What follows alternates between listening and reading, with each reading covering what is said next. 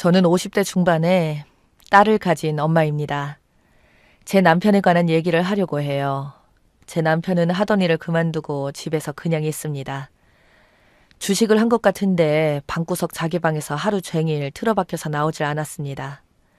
무엇을 하고 있는진 모르겠지만 일단 하루 종일 눈에 보이지 않으니 그런대로 괜찮았습니다. 어느 날 갑자기 다니던 회사를 하루아침에 말도 없이 그만두더니 1년째 백수로 집에서 놀고 있어요. 생활비는 못 주겠다고 아주 당당히 말하더군요. 남이 들으면 얼마나 생활비를 잘 내왔던 것처럼 말하고 있네. 웃기다고 생각했어요. 나이 들수록 더 재수없고 모질이가 되어가는데 이런 남편을 폐기 처분하는 곳 있으면 당장이라도 가져다 버리고 싶네요. 저도 퇴직한 지 얼마 되지 않았던 터라 퇴직금을 염두에 두고 한 말이었어요. 어차피 저도 직장생활 오랫동안 해왔던 거라 남편 생활비 연연하지 않습니다. 생활비 반반으로 나누자고 했지만 생활비를 준 적이 없었어요. 이 핑계 저 핑계 대고 주지 않았었죠. 처음 겪은 일이 아니라서 기가 막혔지만 그러라고 했어요. 이제 자주 겪다 보니 즐겁기만 했습니다. 원래 또 이렇게 추잡스러운 말을 한 적이 많았기 때문이었죠. 그런데 거기에다가 한마디 더 하더군요. 혹시 앞으로 병원 갈 일이 있어도 절 데리고 가지 않겠다고 했습니다. 뜬금없이 병원 타령이길래 왜 병원에 데려다 주지 않는다고 하냐 물었더니 돈이 없으니 돈 아까워서 아파도 병원비 못 해준다고 하더라고요.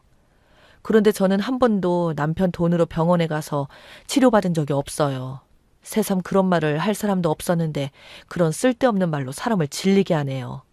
미리 말해주니 만일 몸이 아프거든 제 돈으로 알아서 병원으로 찾아가던지 치료를 하던지 맘대로 하고 자기한테는 눈꼽만큼이라도 말할 생각 말라고 했습니다. 참 말하는 수준하며 생각하는 수준이 나이를 먹어도 변하지 않더군요. 그러면서 본인도 만일 아프면 병원에 가지 않고 산속에 들어가 혼자 요양하던지 하다가 조용히 죽겠다고 했습니다. 남이 들으면 싸우다가 어거지로 하는 소리처럼 들릴지도 모르겠지만 어이없게도 맨정신에 그런 말들을 늘어놓았습니다. 그동안 생활비를 받아 써본 적이 없었어요.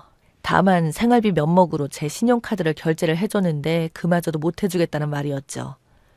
오히려 제가 제 돈을 생활비에 더 많이 쓴 편이에요.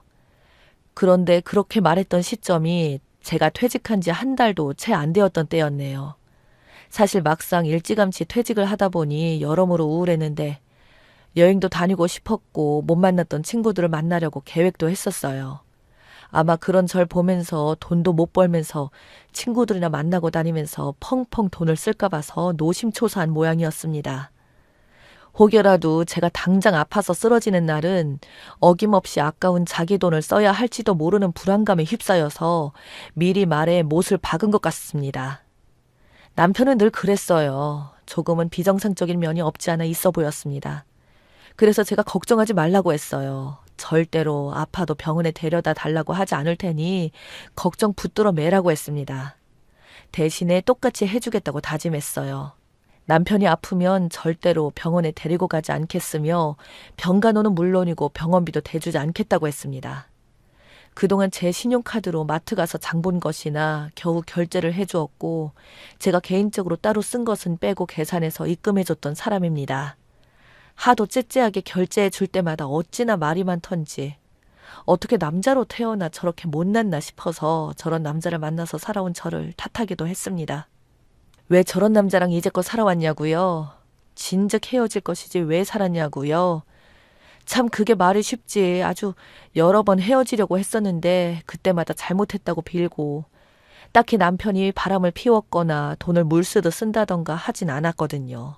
단지 경제적으로 저를 많이 힘들게 한 부분은 있었던 거죠. 저보다 훨씬 월급도 적었던 남편은 자격지심 때문에 절대 급여 공개를 하지 않았었고 철저하게 본인 수입을 오픈하지 않았어요. 퇴직금 없냐고 물었다가 대판 싸웠습니다. 자기 퇴직금은 왜 물어보냐면서 감히 자기 퇴직금을 넘볼 생각을 하지 말라고 하더라고요. 내 남편 퇴직금이 궁금해서 물어본 건데 그게 잘못된 건가요? 남편은 돈 얘기만 나오면 민감하게 지나친 반응을 하는 거였어요. 약간 정신병적인 것이 있지 않나 생각할 정도로 돈에 집착했습니다. 자기 옷은 사지 않고 살아요. 지금 입고 다니는 대부분의 옷들은 딸들이 사준 거예요. 쓰고 또 쓰고 다 떨어진 것도 못 입는다고 제가 버렸더니 그걸 버렸다고 얼마나 잔소리를 하던지 말도 못합니다. 입지도 못할 것을 모아놨다가 날 잡아서 바늘로 다 기워서 다시 입더라고요. 제가 보다 못해 사다 주면 못 이기는 척하고 입었습니다. 세상에 거지도 그런 거지가 없을 겁니다. 그렇게 청승 떨면서 쪼그리고 앉아서 속옷과 양말 빵꾸난 것을 기울 시간에 돈 한 푼 더 벌어오겠네요. 결혼 초에는 저에게 벤츠 사주겠다, 집안일은 일하는 아주머니를 들여서 손에 물 하나 안 묻히게 살게 해주겠다고 그렇게 큰 소리 땅땅 쳤습니다. 그러던 남자가 돋보기 안경 쓰고 앉아서 반을 꿰매고 있는 꼬락서니를 보니 이런 영감탱이 누가 모셔가나 고사 지내고 싶었습니다. 남편이 그런 말을 한 이후로 한 집에 살지만 각자 생활을 하고 있습니다. 늘 그랬듯이 각종 공과비는 남편이 냈고 버리려고 했던 제 차는 폐차하려고 했는데 좀 쓸만하다며 남편이 자동차 세며 유지비를 자기 돈을 지출할 테니 달라고 해서 남편은 남편 차를 총 2대를 필요에 따라 타고 다닙니다. 그래서 한 번씩 제가 필요할 때마다 제가 쓰던 차를 몰고 다니고 있어요. 그리고 그 외에는 다 제 돈으로 해결합니다. 몇 푼 되지 않는데 제가 또 새로운 일을 시작하기에는 역부족이었어요. 그렇지만 2 딸들도 직장생활을 하기 때문에 예전처럼 생활비가 많이 들진 않았습니다. 문제는 식비인데 일주일에 한 번씩 마트에서 장을 봤었는데 2주일에 한 번이나 3주일에 한 번 정도 보고 있어요. 생각보다 딸들이 집에서 밥을 거의 먹지 않고 있는 덕분에 소비가 많이 줄었네요. 물론 남편 밥은 안 사줍니다. 자기가 알아서 먹던지 말던지 알아서 하라고 내버려둡니다. 상당히 편해졌고요. 제가 누구를 만나던 말던 간섭을 하지 않아서 정말 좋았죠. 거지 같은 남편이 제가 장을 봐온 라면이나 참치 1캔 그리고 통조림 등을 한 번씩 몰래 훔쳐먹곤 해도 그냥 봐줍니다. 적어도 나는 너랑 다른 부류니까 봐줍니다. 이 모질이야 어쩌다 주말에 딸들하고 고기를 구워 먹을 때 저는 한 집에 있는 남편을 부르지 않았습니다. 딸들이 방구석에 처박혀 있는 남편을 애써 불러주면 예의 바르게도 안 먹는다 해줬습니다. 이제 한 상에서 밥을 함께 먹지 않았습니다. 얼마나 편한지 모르겠어요. 배고프면 주방에 나와서 우리가 먹다 남은 반찬을 쓸어 담고 후다닥 자기 방에 들어가서 후딱 먹고 빈 그릇을 설거지도 하지 않고 개수대에 던져놔도 그 정도는 눈 감아줍니다. 하도 불쌍한 티를 팍팍 내며 한 집에서 왔다 갔다 하니까 딸들이 한 번씩 먹을 것을 사다가 방에 넣어줍니다. 그리고 이런 상황을 이해한다면서도 아빠를 불쌍히 생각하더라고요. 행색이 딱 봐도 거짓골에다 초라하기 그지없어서 딸들의 동정심을 사기에 아주 충분했거든요. 그래서 이제 엄청 딸들이 남편을 챙기는 눈치였어요. 밥도 사다 주고 빵꾸난 양말 신지 말라고 양말도 사다 주고 했습니다. 요즘 80대인 시어머님께서 자주 편찮으셔서 병원 출입이 잦은 관계로 병원비가 꽤 나왔었어요.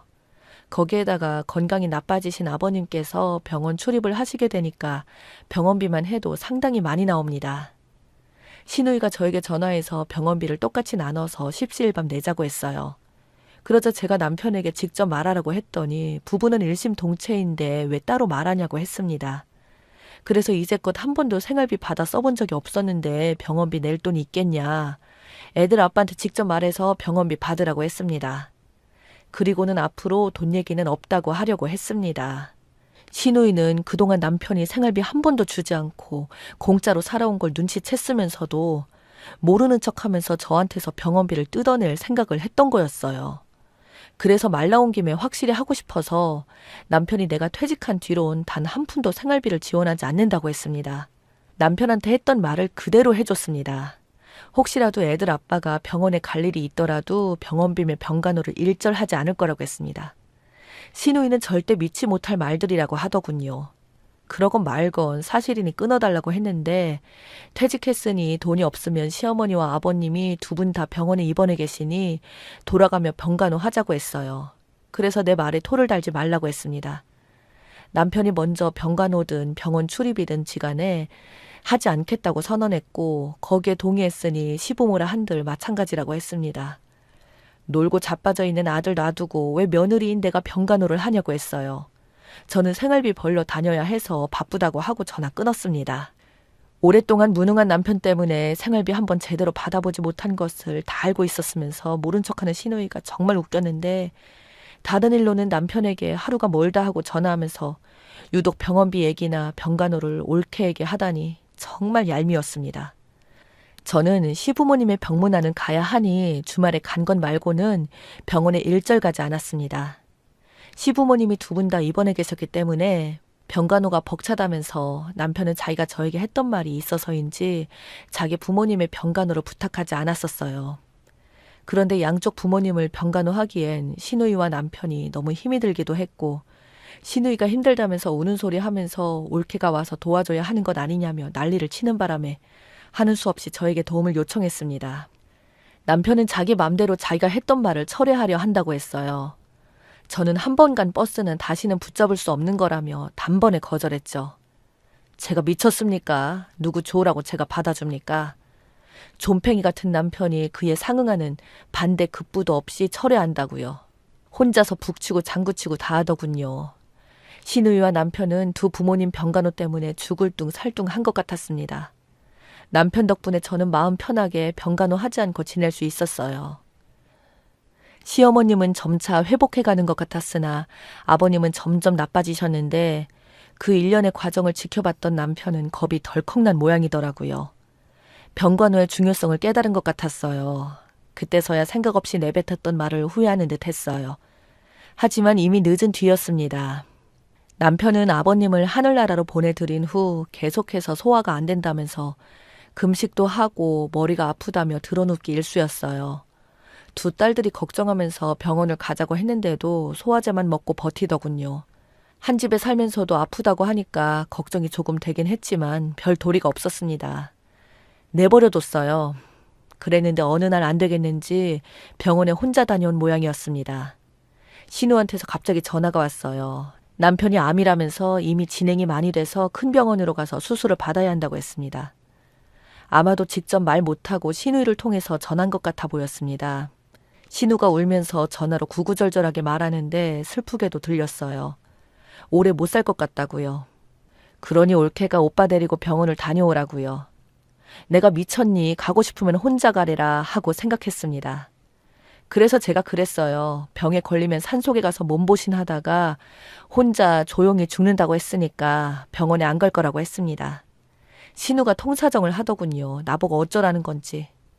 남편한테 먼저 물어보라고 했더니 살고 싶다고 수술 받으러 간다고 했습니다. 저는 그러던지 말던지 알아서 하라고 했어요. 한 집에서 얼굴 마주쳐도 모른 척 했습니다. 동정심을 유발하려고 갖은 불쌍한 표정 다 지었지만 저에겐 어림도 없었죠. 안 되겠는지 저에게 암 진단을 받았다면서 자기가 했던 말을 후회한다면서 자기 병간호로 부탁했습니다. 아쉬울 때만 손을 내미는 남편, 정남이 떨어집니다. 남편이 암 진단을 받았다면서 세상 하늘이 무너진 듯이 말하더군요. 그래서 제가 말했습니다. 참 안 됐는데 산속에 들어가서 조용히 죽을 용기는 안 나나 보네. 병원에 가서 수술 잘하고 살아서 돌아오면 그때 가서 다시 생각해 볼게. 저는 끝까지 남편 병간호를 하지 않았습니다. 시누이는 남편에게 저 지독하다고 하더군요. 그래서 제가 다시 말했습니다. 지독하게 말한 건 너희였던 거 잊지 마. 난 네가 했던 말에 동의했는데 무슨 불만이야. 어이없네. 라고 했습니다. 남편이 아무리 아파 죽던지 말던지 자기 알아서 할 소간이네요. 함부로 말을 짓거리더니 자기 발등을 찍는 게 되었습니다. 저는 남편과 자식까지 낳고 산 것을 매우 후회했습니다. 남편의 DNA가 그대로 자식에게 유전될 텐데 아들이 아니라 그나마 딸이라 다행이라고 생각했습니다. 앞으로도 남편이 했던 말 그대로 돌려주려고 합니다. 암 투병하다가 못 견디게 되면 알아서 산속으로 들어가 혼자서 조용히 요양하다가 죽는지 두고 볼 참입니다.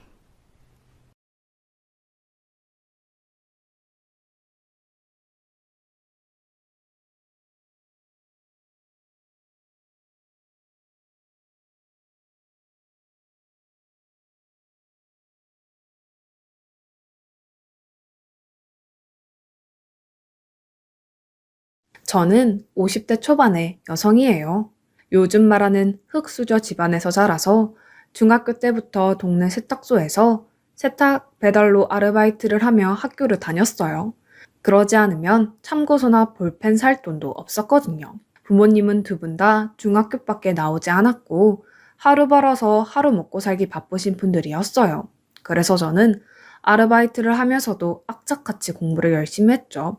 그것만이 제 살 길이라고 생각했거든요. 덕분에 저는 좋은 성적으로 서울에 있는 대학에 들어갈 수 있었고 4년 내내 장학금을 놓치지 않았어요. 영어, 수학, 과외로 돈도 벌었고요. 그걸로 집에 생활비도 보태고 제 용돈도 썼죠. 명절 때 집에 내려가면 엄마는 그런 저에게 늘 미안해 하셨어요. 너처럼 똑똑한 애가 부모를 잘못 만나서 고생하는구나. 요즘은 미국이나 캐나다로 어학 연수도 많이 간다는데. 시연이 너라면 가서 충분히 잘할 수 있을 텐데. 정말 미안하다. 아니야, 괜찮아. 해외로 어학 공부하러 가는 거 그거 진짜 돈 많은 애들만 가는 거야. 라며 제가 오히려 위로를 해드렸죠. 저희 부모님도 집안 형편 때문에 공부를 못했던 거지 공부를 좋아하셨어요. 제가 공부를 잘하게 된 건 먹고 사느라 바쁜 와중에도 틈틈이 책을 보시는 부모님을 보고 자랐기 때문이었죠. 그런 부모님이었기 때문에 정말 불만이 없었어요. 오히려 하고 싶은 공부를 못한 부모님이 안타까웠죠. 그래도 저는 대학도 갔으니까요. 부모님이 미안해하지 않도록 영어 공부도 더 열심히 했고 학교를 졸업하자마자 취업도 바로 했어요. 저는 엄마한테 전화를 해서 엄마, 이제 좀 쉬어. 내가 생활비 넉넉히 보내줄 수 있어. 그런 소리 하지 마. 너도 너 쓰고 싶은 거 쓰면서 살아봐야지. 저금도 하고. 사람은 항상 주머니에 여윳돈이 있어야 되는 거야. 라며 한사코 말리셨어요. 결국 저는 원래 보내드리기로 했던 생활비 절반만 보내드리기로 했죠. 부모님은 더 이상 제 고집을 꺾지 못하셨어요. 엄마는 틈만 나면 제게 수연아, 주변에 괜찮은 남자 없는지 잘 봐라. 좋은 사람 있으면 얼른 결혼해야지. 라며 제가 안정적인 생활을 하기를 바라셨어요. 그런 엄마의 마음을 모르는 건 아니었지만 저는 좀 더 제가 하고 싶은 일을 마음껏 할 수 있는 시간을 갖고 싶었어요. 그래서 늘 찾고 있다고 대충 대답만 하고 피했죠. 한 번은 엄마가 친척에게 부탁을 해서 제 손자리를 알아보셨더라고요. 엄마는 왜 나한테 물어보지도 않고 그런 걸 해? 나 안 나갈 거야. 그러니까 엄마가 알아서 해. 너 그 자리에 안 나가면 내가 숙모 얼굴을 어떻게 보니? 네가 맨날 좋은 사람 만날 거라고 하면서 소식이 없으니까 엄마가 이렇게 나서는 거잖아. 가서 시간만 때우고 오기라도 해. 결국 저는 어쩔 수 없이 선을 보러 나갔고 거기서 저는 전 남편을 만나게 됐어요. 그 사람도 등 떠밀려서 억지로 나왔다고 하더라고요. 이왕 둘 다 휴일 버리는 거 영화로도 보러 갈까요? 라는 그 사람의 말에 저도 좋다고 했어요. 저와 그 사람은 영화를 보고 나서 저녁까지 먹게 됐고 얘기를 하다 보니 생각보다 잘 맞는 것 같았어요. 남자는 이공계 연구소에서 일을 한다고 했는데 지적이고 차분한 마음이 마음에 들었어요. 어쩌다 보니 저희는 띄엄띄엄 주말에 만나게 됐고 그러다가 사귀게 됐고 결혼 얘기까지 나왔어요. 엄마는 뛸 듯이 기뻐하시며 선보러 안 나간다고 할 때는 네가 결혼에 전혀 관심이 없는 줄 알았는데 정말 잘 됐다 라고 제 등을 두드려 주셨어요. 저도 결혼까지 가게 될지 몰랐지만 이런 게 운명이라는 건가 보다 생각했어요. 시어머니는 처음 인사를 하러 갔을 때부터 저를 탐탁지 않게 여기셨어요. 니들은 결혼이 니네 둘만 하는 거라고 생각하지만 결혼이라는 건 집안과 집안이 연결되는 거야. 사람 하나도 뚜껑 겉만 본다고 될 일이 아닌데 라며 은근히 저희 엄마 아빠를 깔아내렸죠. 당시에 저는 시어머니의 불평이나 집안 문제 같은 건 다 이전 세대나 신경 쓰는 거고 나 하나만 잘 사면 된다고 생각했어요. 그래서 별일 아니려니 하고 넘겼어요. 하지만 결혼해보니 쉽게 넘어갈 수 있는 문제가 아니었어요. 주말마다 시댁에서 불러서 일을 시키니 제대로 쉴 수 있는 날이 없었어요. 주중에 계속 회사에서 일하고 주말에도 일을 하는 거나 마찬가지였으니까요. 저는 시어머니한테 매주 시댁에 오는 게 부담스럽다고 말씀드렸어요. 너는 어떻게 시댁에 못 오겠다는 소리를 그렇게 당당하게 하니? 이래서 집안이 중요한 건데 집에서 어머니가 붙어 앉아서 가르치지 못했으니 이 지경이지. 자기가 무슨 대단한 떼돈이라도 번다고 회사 다니는 거 가지고 유세 떠는지 모르겠네. 어머니, 제가 마음에 안 드시면 저한테만 뭐라고 하시면 되죠. 친정어머니 얘기는 하지 않으셨으면 해요. 저희 엄마 누가 뭐래도 열심히 사셔서 저희만큼 키워주신 분이세요. 이렇게 말 한마디 지지 않고 따박따박 말대답을 하니 네 애미가 널 가르쳤다고 말할 수 있어? 아이고 머리야. 라며 머리를 싸매고 드러눕는 거였어요. 남편은 남편대로 저한테 짜증을 냈어요. 당신은 엄마 비위 하나 못 맞춰서 꼭 시끄럽게 만들더라. 결혼한 지 반년이나 됐는데 이쯤 했으면 우리 엄마 성격 알 거 아니야? 다른 데에는 그렇게 똑똑하게 굴면서 왜 그거 하나를 못해? 내가 당신 어머니 비위 맞추려고 결혼한 거 아니잖아. 나는 내 인생 살려고 결혼한 거야. 그건 당신도 마찬가지 아니야? 근데 왜 당신 어머니 때문에 이렇게 우리 생활에 불편해져야 되는 거야? 당신 어머니? 지금도 당신 어머니, 내 어머니 그런 거 따지는 거야? 그런 마음이니까 주말에 가는 것도 귀찮은 거야. 엄마 보고 뭐라고 하기 전에 당신 태도부터 고쳐. 라며 싸우기 일쑤였어요. 그래도 시댁일 아니면 둘 사이는 문제가 없었고 평소에는 잘 지냈기 때문에 시어머니와의 관계만 해결하면 괜찮을 거라고 생각했죠. 마침 주말이어서 제가 시댁에서 집안일을 하고 있을 때였어요. 도련님이 결혼할 사람을 집에 데려왔어요. 부모님이 교수라던 그 여자는 대학에서 순수미술을 전공했고 지금은 디자인도 하고 화실에서 학생들도 가르친다고 하더라고요. 딱 보니 온실 속 화초처럼 곱게 자란 티가 났어요. 시어머니는 연신 싱글벙글하며 좋아하시더라고요. 어쩜 이렇게 얌전하고 곱냐? 우리 성수가 여자 보는 눈은 있구나. 라며 도련님과 셋이 앉아서 웃음꽃을 피우더군요. 그러다가 도련님이 제게 형수, 우리 집나 매운 거 못 먹는데 씻어 먹을 물그릇 좀 갖다 주세요. 그리고 무슨 손님 음식을 이렇게 맵게 해요? 먹는 사람 불편하게. 라고 하자 남편이 듣다가 야, 형수가 네 시중 드는 사람이야? 어디서 앉아서 이래라 저래라 말이 많아. 네 손님이니까 네가 물그릇 갖다 줘. 그리고 매운 걸 못 먹으면 못 먹는다고 미리 말해줬으면 될 거 아니야. 우리 집 식구들 매운 거 좋아하니까 맵게 한 거잖아. 저는 속으로 그렇게 말해주는 남편이 고마웠어요. 그러자 시어머니가 일어나서 부엌으로 오며 됐다. 내가 하마. 손님 불러놓고 시끄럽게 하는 거 아니다. 이럴 때 집에서 일하는 사람이 눈치 있게 나서주면 얼마나 좋아. 라며 은근히 저를 눈치 주시더라고요. 저는 동서될 사람 앞에서 일이 더 커지게 하고 싶지 않아서 아무 말도 안 하고 가만히 있었어요. 나중에 집에 와서 남편에게 시댁에서 편 들어줘서 고맙다고 했더니 솔직히 엄마 말 틀린 거 없지. 당신도 좀 눈치 있게 성수한테 재수씨가 매운 거 잘 먹는지 물어만 봤어도 이런 일 없었잖아. 내가 장바다가 일하기도 바쁜데 어느 팀에 그런 걸 물어봐. 당신은 시댁에서 무슨 일이 있으면 꼭 나 때문에 생긴 것처럼 이런 식으로 말하는데 자꾸 이러면 나 그냥 아무 말 안 하고 시댁에 안 갈 거야. 일은 일대로 하고 문제 일으키는 사람 취급받는데 내가 더 잘해서 뭐 하겠어.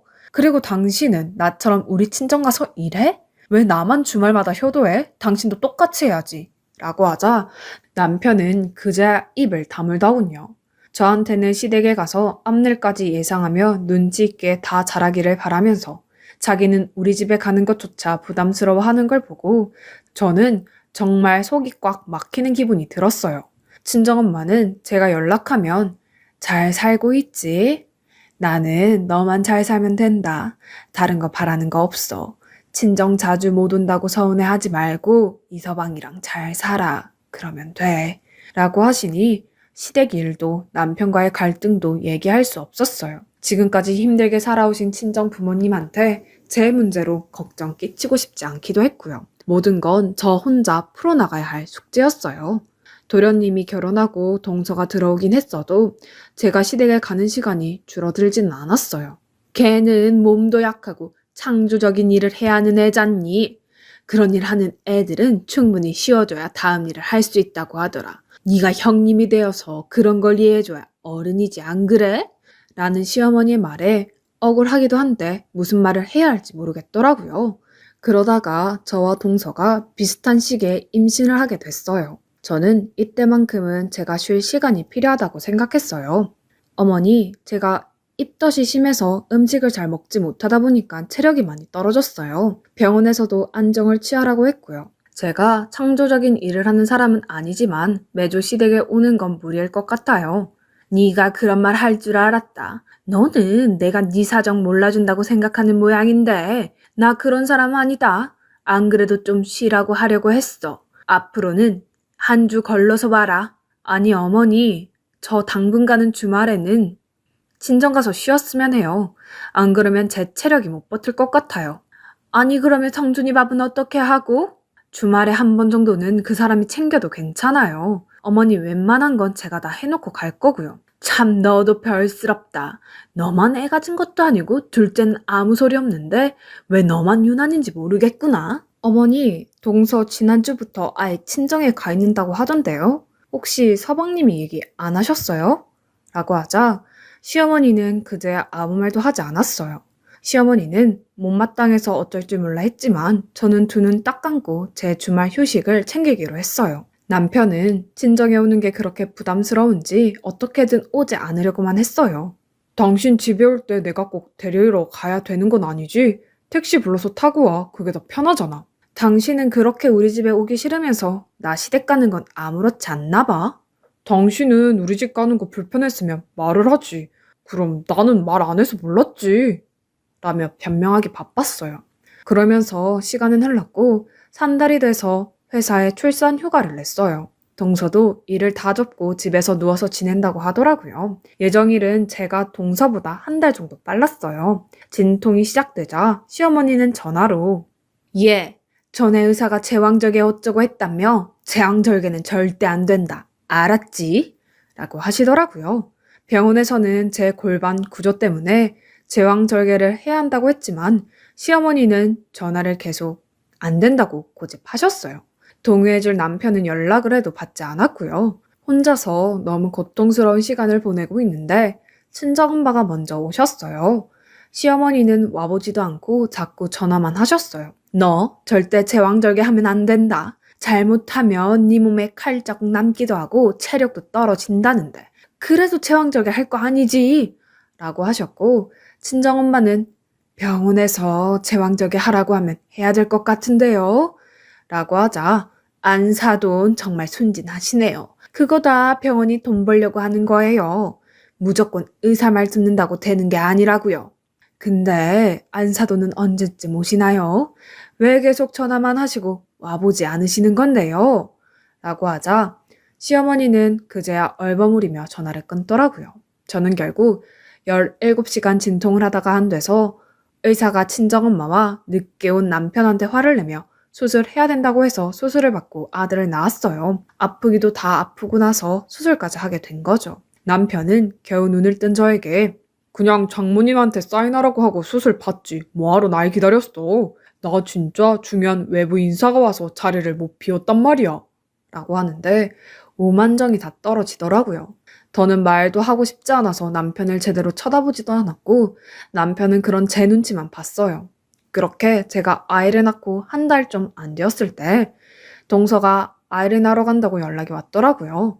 저는 알겠다고만 하고 아이를 돌보느라 정신이 없었어요. 그랬더니 다음날 시어머니가 전화로 네 동서 아들 낳았다. 네가 미역국 좀 끓여서 가져와라. 어머니, 그건 동서 친정에서 하겠죠. 저 역시 저 먹을 것도 제대로 못하는데요. 그래도 우리도 성의를 보인다는 걸 사돈댁이 알면 좋잖아. 그걸 왜 제가 하는데요? 어머니, 그래서 저 애 낳을 때 미역국 끓여서 오셨어요? 아니잖아요. 저희 집에는 성의 안 보이셔도 되나 봐요. 애가 어따 대고 성질이야. 하기 싫으면 안 하면 될 것이지. 아주 아들 낳았다고 눈에 뵈는 게 없니? 예, 네 동서도 아들 낳았어. 너만 아들 낳은 거 아니야. 라고 말도 안 되는 소리를 하길래 그냥 전화를 끊었어요. 그리고 남편이 퇴근해서 정말 기가 막힌 말을 했어요. 재수 씨도 제왕절개 했는데 깨어나서 그렇게 힘들어한다. 몸이 약한 사람이라 다들 걱정이 많아. 제왕절개? 어머니가 해도 된다고 하셨어? 뭐 별말 없었나 본데? 성수가 제왕절개 할 거라고 하니까 알아서 하라고 했대. 저는 온갖 서러움이 밀려와서 눈물이 터졌습니다. 당신도 그렇고 어머니도 정말 너무하네.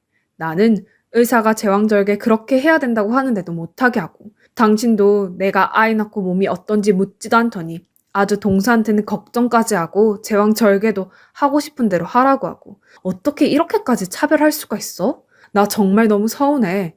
내가 당신한테까지 이런 대접을 받아야 해? 라고 쏟아내니 남편은 놀라서, 아니 당신은 평소에도 몸이 건강했었잖아. 그러니까 아무 말 안 했던 거지. 당신 내 남편이야. 내 남편이면 내가 건강해도 아이 낳고 괜찮은지 물어봐야 맞는 거 아니야? 어떻게 자기가 연구소에서 바빴다는 핑계만 대고 왜 엄마 사인 받고 수술 안 받았냐고 그런 말을 할 수가 있어? 아니, 그게 기분 나빴으면 그때 얘기하지. 지금까지 꽁하고 있었어? 당신이 저니까 안 되는 거야. 저희는 그날 크게 싸웠고 저는 이혼을 결심하게 됐어요. 그리고 그 다음 주 시댁에 갔을 때 동서는 현관에서부터 부축해서 거실 소파에 앉히고, 저는 부엌에서 음식하고 시중 들라길래 조용히 아이를 안고 나와서 집에 와서 짐을 싸서 친정으로 갔죠. 제가 이혼 서류를 보내자 시어머니는 제가 먼저 나갔다며 절대 위자료를 줄 수 없다고 길길이 날뛰었어요. 저도 치사하고 더럽다는 생각에 마음대로 하라고 했어요. 친정엄마는 속상해하시며 네가 아무 말 없다고 잘 살겠거니 하고 있었던 내가 너무 무심했다. 그런 말 하지 마, 엄마. 엄마는 나한테 할 만큼 했어. 저는 아이의 앞날을 위해서라도 더 번듯한 직업을 찾아야겠다고 생각했어요. 당시에는 회사에서 출산하고 이혼한 여성들을 곱지 않게 봐서 제가 얼마나 더 다닐 수 있을지 감이 안 오더라고요. 저는 회사를 다니면서 정말 악착같이 변리사 공부를 했습니다. 엄마의 도움도 컸죠. 그래서 그 다음에 시험에 합격할 수 있었어요. 몇 년 정도 중형 변리사 사무소에서 일을 했고, 거기서 대형 변리사 사무소로 옮겨가게 됐어요. 제가 디자인 전문을 맡았었는데 대형 사무소 쪽에서 그런 사람을 원한다며 저를 스카우트한 거였죠. 그 사이 아이는 커서 초등학생이 됐어요. 그 무렵 같은 변리사인 남자와 사귀게 되었고 그 사람과 재혼도 하게 됐어요. 다시는 결혼 안 한다며 일을 갈았었는데 그 사람도 이혼을 해서 서로의 처지를 잘 이해했거든요. 같은 일을 하다 보니 말도 잘 통했고요. 아들도 남편을 잘 따랐어요. 남편은 아이가 없어서 그런지 아들을 굉장히 예뻐했어요. 그렇게 지내던 어느 날 느닷없이 전화 한 통을 받았어요. 전 남편이었어요. 당신 변리사 했다며? 우리 연구소 특허 문제가 생겨서 그러는데 당신이 좀 봐줬으면 해. 아무래도 모르는 사람보다 아는 사람이 낫잖아. 아는 사람? 모르는 사람보다 못한 아는 사람도 있는 거예요. 나한테 전화할 생각을 다 하다니 참 대단하네요. 그리고 반말하지 마세요. 라고 전화를 끊었어요. 그런데 다음 날에는 저희 사무소까지 찾아왔더라고요. 어젯밤 말한 게 기분 나빴다면 미안하게 생각합니다. 어쨌든 이건 일이니까 봐줬으면 하는데 당신도 실적 쌓고 그러면 좋은 거 아니에요?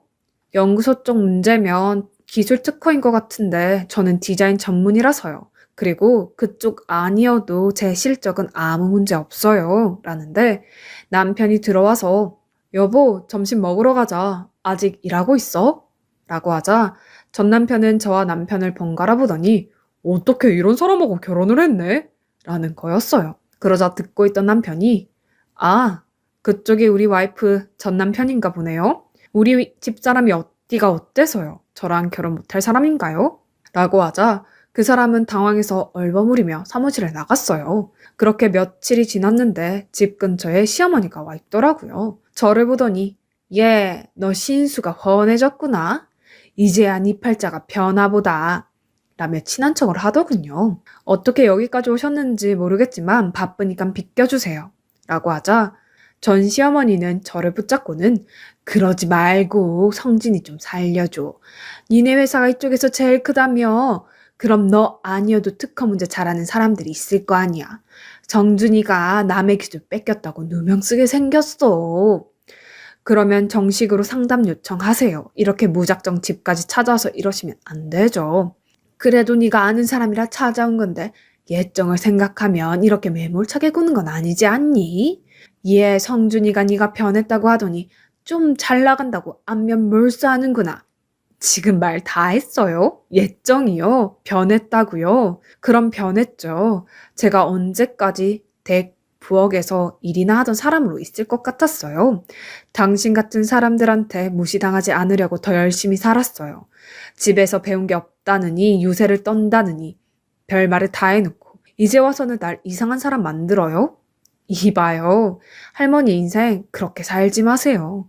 당신 아들이 뭐가 얼마나 어려운지 모르겠지만 그런 문제는 댁들끼리 알아서 해결하라고요. 당신 잘난 둘째 며느리 있잖아요. 그 사돈댁에게 부탁해보던지요. 라고 하는데 엄마가 아들 손을 잡고 나오시더라고요. 제가 금방 들어간다고 했는데 안 오니까 나오신 것 같았어요. 엄마는 시어머니를 보더니 안색이 변했어요. 시어머니는 뻔뻔하게 안사돈 잘 지내셨어요? 아유 우리 지효도 정말 많이 컸네 할머니야 하는데 친정엄마가 시어머니를 확 밀치며 감히 어디다 손을 대요?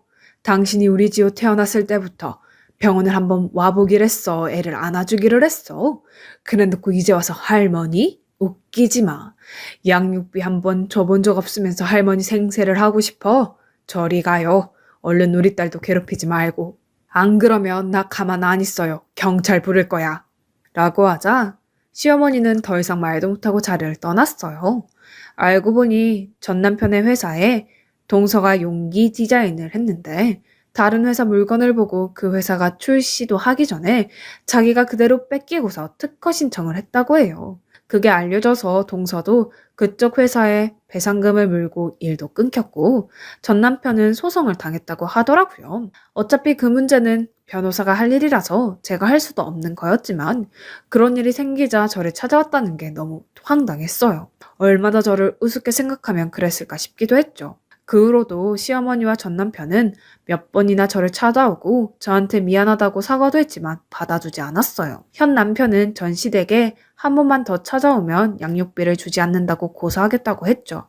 그랬더니 더는 연락도 안 하고 찾아오지도 않더라고요. 그 사람들이 돈 준다고 해도 받을 생각 없었어요. 그런 돈으로 우리 아들 키우고 싶지 않았거든요. 그 후 저는 지금 남편과의 사이에서 늦둥이 딸을 낳게 됐고 아이들과 친정 부모님과 함께 행복하게 잘 살고 있답니다. 제 사연을 들어주셔서 정말 감사하고요. 모든 분들께 좋은 일만 있길 바랄게요. 항상 건강하시고요.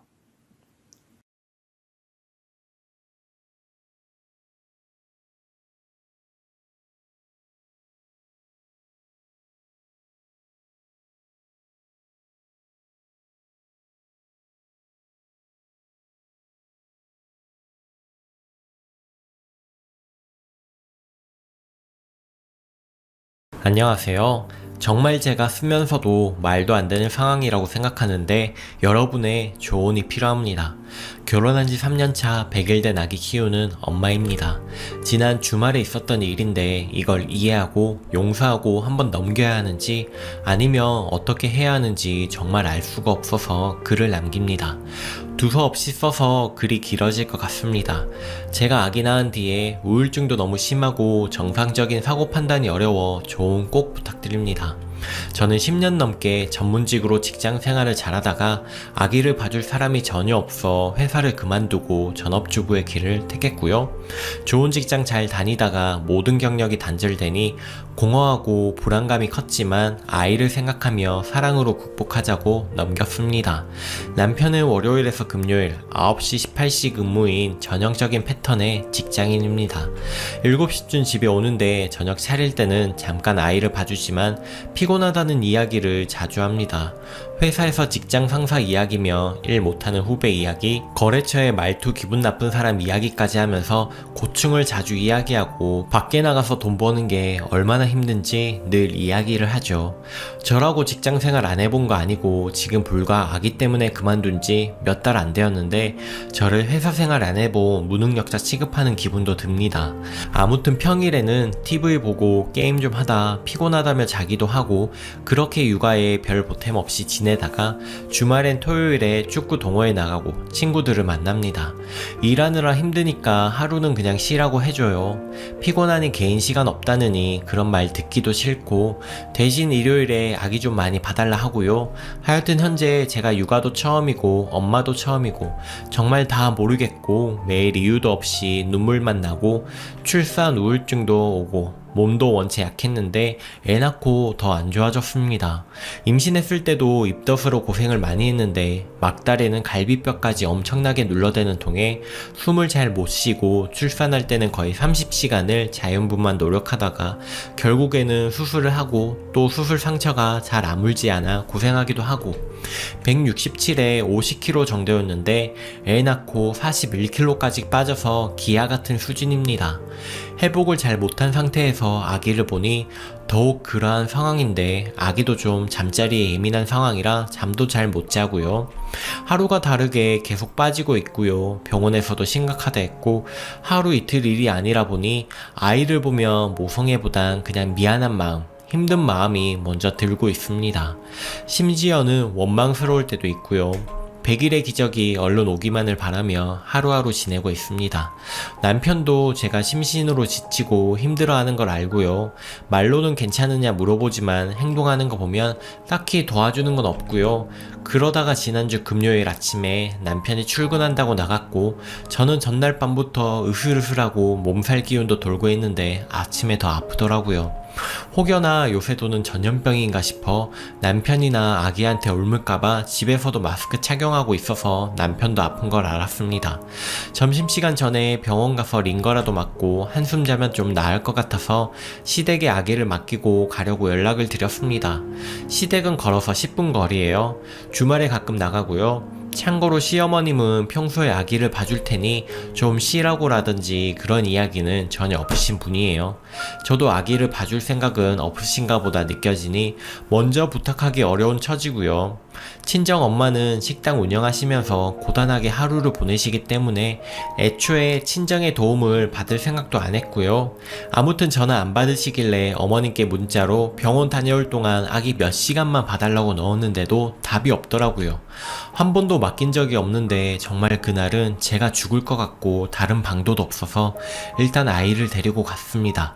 시댁 가서 배를 누르는데 어머님께서 놀라면 무슨 일이냐고 하시더라고요. 평소 같으면 그냥 바로 열어주시는데 이상하긴 했습니다. 그래서 몸이 너무 안 좋다고 문 좀 열어달래서 들어가니 정말 편한 차림에 남편이 있네요. 둘이 갈비에 진수성찬 차리고 식사 거하게 하고 있는데 너무 황당했습니다. 순간 오늘이 무슨 날이지? 이게 무슨 일이지? 여긴 어디지? 싶을 정도로 정신적 혼란이 오더라고요. 얼굴도 엄청나게 밝고 집에서 보던 피곤한 안색은 없고요. TV는 개그맨이 깔깔거리는 프로가 틀어져 있는데 저랑은 딴 세상이더군요. 뭐냐고 물어보니 대답을 못해요. 어머님이 나서서 요새 힘들어해서 하루 쉬라고 했다고 하는데 세상에 어떤 회사가 힘들다고 하루 쉰다고 싶니까? 남편 보고 말하라 하니 대답을 안 합니다. 진짜 바보인 줄 알았습니다. 다른 방에 들어가 어르고 달래서 물어봤더니 그냥 하루 쉬고 싶어서 쉰 거랍니다. 말이 되나요? 설사 하루 쉬고 싶어서 쉰다 한들 저한테 말은 안 하고 본가에 가는 게 맞나요? 저는 지금 쓰러질 것 같은데 그거 보고도 하루 쉬고 싶어서 시댁에 와서 쉬다니요.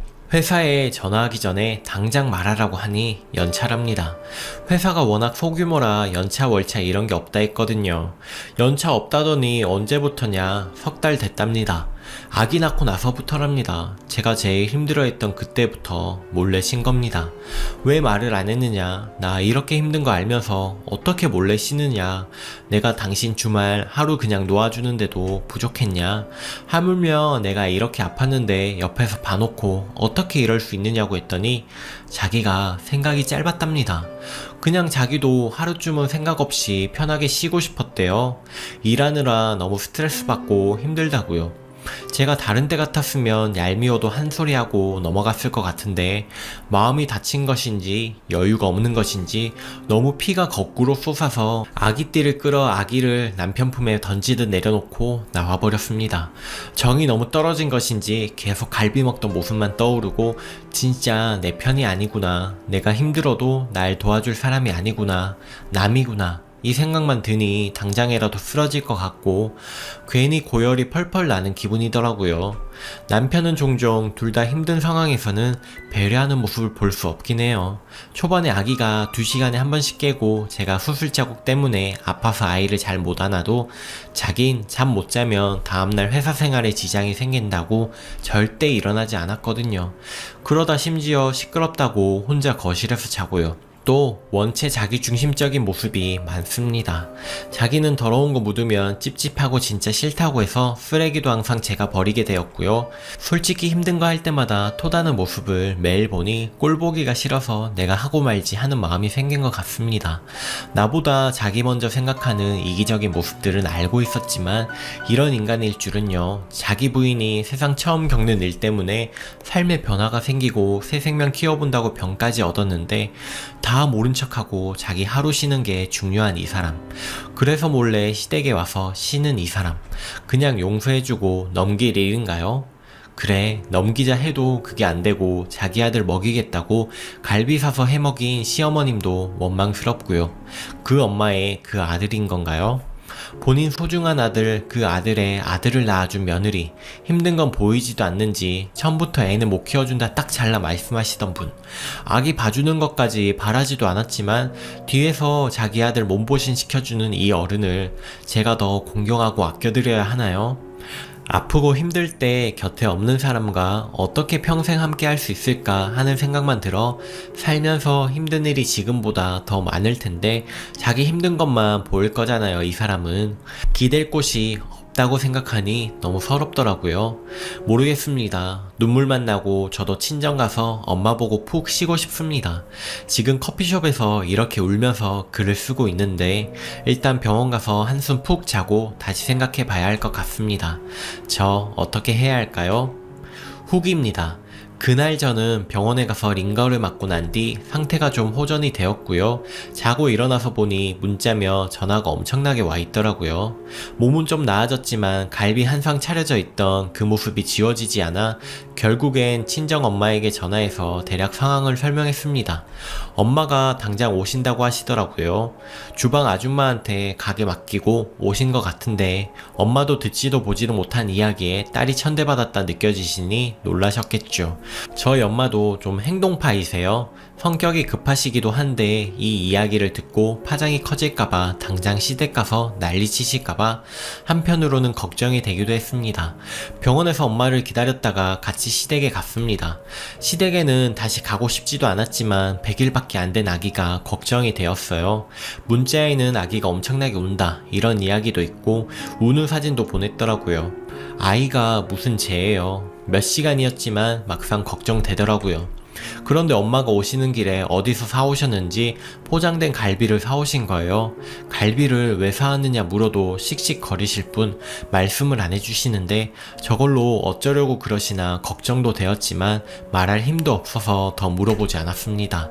시댁에 들어가자마자 엄마는 김서방이 갈비 좋아하는 것 같다고 시어머님 얼굴에 들이밀며 같이 드시라고 하며 억지로 어머님 손에 봉지를 들렸습니다.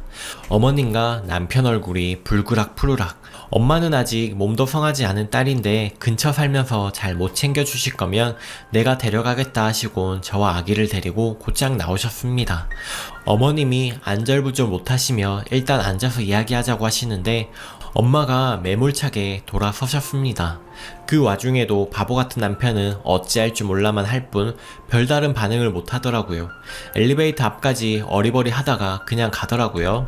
사실 엄마 성격에 쌍욕이라도 하시거나 사위 뺨이라도 치는 일이 생길까봐 내심 걱정했는데 그래도 막상 엄마가 갈비 디프리를 해주시니 속이 시원하긴 하더라고요. 지금 남편은 계속 문자가 오고 연락이 오는 상태이고 어머님은 딱 한 통 부재 중에 와 있더라고요. 엄마한테 전화가 와서는 제가 딸이 없어서 헤아리지 못하다 죄송하다 이렇게 이혼을 할 순 없지 않느냐 그러셨다는데 엄마가 한바탕 더 퍼부으시고 끊으셨대요. 저한테는 절대적으로 헤어지라고 하시네요. 저도 당분간 아무 생각하고 싶지 않아서 더 물어보지도 않았습니다.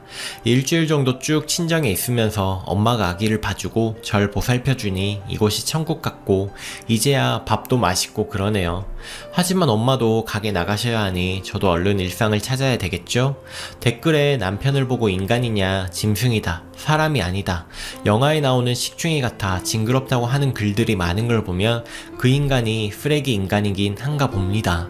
이혼하려고요. 도저히 남 같은 사람과 살 수가 없어서요. 시트콤 같지만 갈비 뜯는 그 모습 혐오스러워 잊혀지지가 않습니다. 엄마도 헤어지고 아기 키워줄 테니 새 출발하라고 하시고, 하지만 제 아이인데 제가 봐야지요. 일단 몸 상태만 추스르면 이혼 절차 밟고 혼자 사는 삶에 대해 생각해 보려고요. 지금은 누군가 아기를 봐주는 상태인 것만으로도 숨 쉬고 살 것 같아서요. 이 천국을 조금 즐긴 다음에 머리 아픈 거를 생각해보고 싶네요. 저 잘 판단하고 있는 거 맞나요? 긴 글 읽어주셔서 감사합니다. 댓글입니다.